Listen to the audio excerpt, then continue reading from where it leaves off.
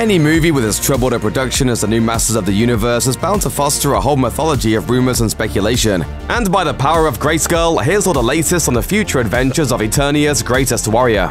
In early 2019, the final slate of production staff for Masters of the Universe finally began to gel. David Goyer, who'd earlier delivered a script treatment for the new movie and was briefly in talks to direct, opted to serve as executive producer on the project instead, due to other directorial commitments. In his place, the studio hired the directorial sibling duo Adam and Aaron Nee, best known for the comedy Band of Robbers, a modernized pseudo-sequel take on the adventures of Huckleberry Finn, with its main characters portrayed as adults. Finally, screenwriters Art Markham and Matt Holloway, best known for their credits on the original Iron Man, have taken a fresh pass at the script. With Goyer and at least 4 other known writers having made their attempts at cracking the story, it's not yet clear how much credit any of them will receive, or if any of their previous ideas will make it into the final product. Goyer's script in particular appeared to have been relatively close to completion, but Markham and Holloway still reportedly started over from scratch. You are all aware of the penalty for failure.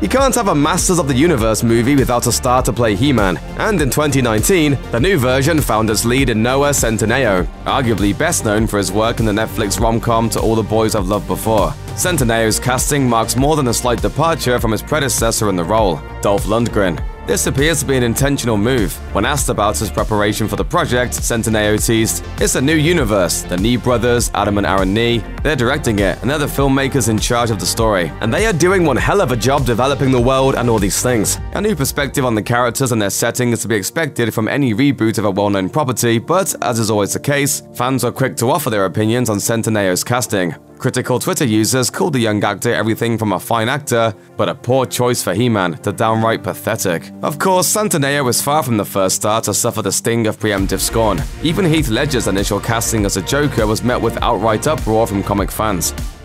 I thought my jokes were bad.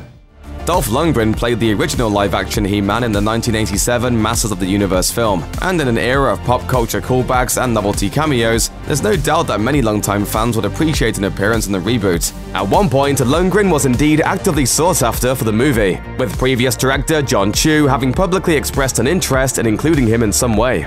This interest, however, doesn't appear to have ever brought any serious negotiations towards casting Lundgren under Chu's direction, and Chu departed the project in 2014. Lundgren himself has in the past expressed his own interest in being involved. In 2012, he called the reboot a good idea, but I wouldn't want to take my shirt off again for 3 months. Lundgren then suggested that he could play He-Man's father, King Randor, instead. Of course, that was some time ago, but Lundgren is still very much around and enjoying a healthy bump in his celebrity status, having recently appeared in Aquaman and having reprised his famous role as Ivan Drago in Creed II. Getting him involved with the Masters of the Universe will be a fun way to hark back to the franchise's history that older He-Man fans are bound to love.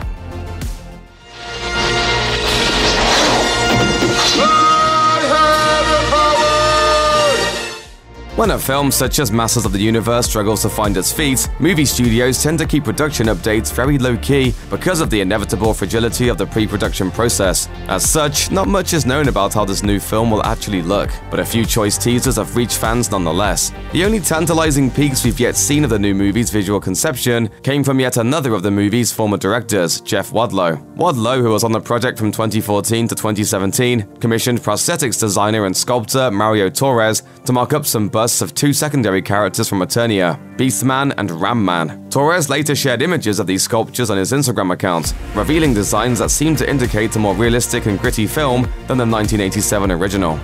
At 2019's annual Masters of the Universe fan convention, PowerCon, director Kevin Smith was announced as a last-minute guest of honor just days before the con began. This appearance ended up being a surprise reveal for a brand new animated Masters of the Universe limited series for Netflix entitled Masters of the Universe Revelation, with Smith on board as executive producer. Very little has been revealed about the project so far, but what is known is that the story is set to resolve unfinished business from the original animated series' 2 seasons, which ran from 1983 to 1985. Currently, there is no announced release date, but the series will be produced by the Powerhouse Animation Studio, which was also behind Netflix's Castlevania animated series.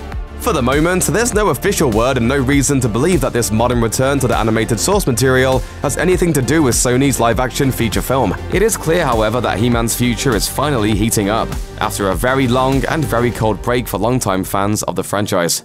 Check out one of our newest videos right here. Plus, even more Looper videos about your favorite franchises are coming soon. Subscribe to our YouTube channel and hit the bell so you don't miss a single one.